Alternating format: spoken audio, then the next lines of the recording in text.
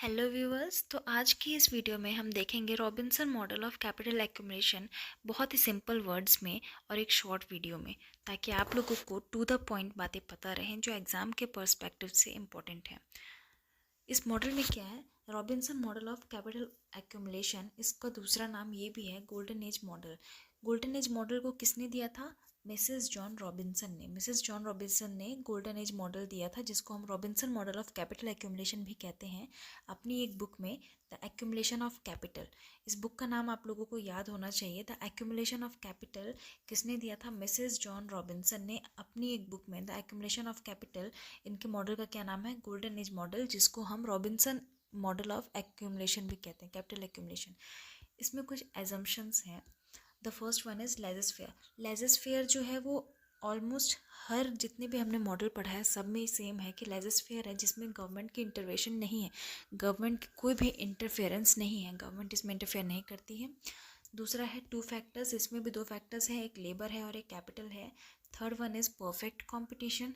Fourth one is constant returns to scale, जिसमें जो input है वो आउटपुट के इक्वल रहता है।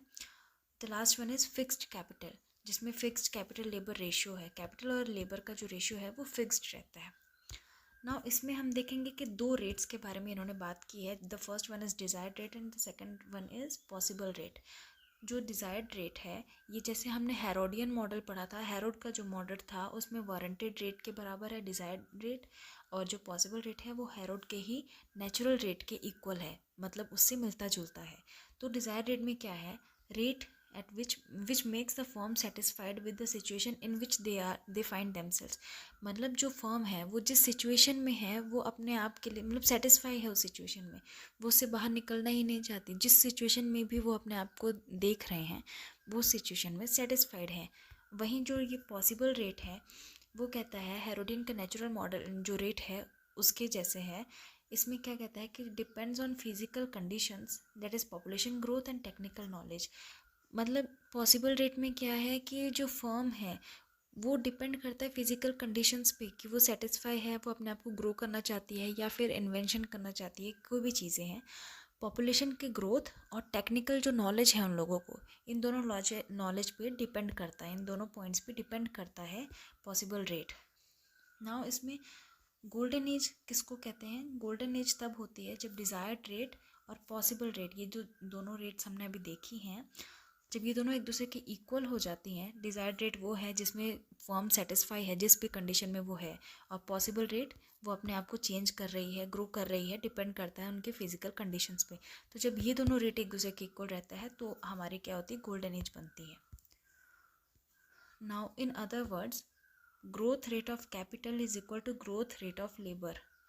मतलब जो गोल्डन एज है, गोल्डन एज को दूसरे वर्ड्स में हम ये भी कह सकते हैं कि जब ग्रोथ रेट ऑफ कैपिटल और लेबर का ग्रोथ रेट जब एक दूसरे के इक्वल होता है, या फिर जैसे हमने यहाँ पे देखा डिज़ायर्ड रेट और डिज़ायर्ड रेट और पॉसिबल रेट जब एक दूसरे के इक्वल होता है तो भी गोल्डन एज कहलाता है। और अगर growth rate of capital is equal to growth rate of labour, उसको भी हम गोल्डन एज ही कहते हैं।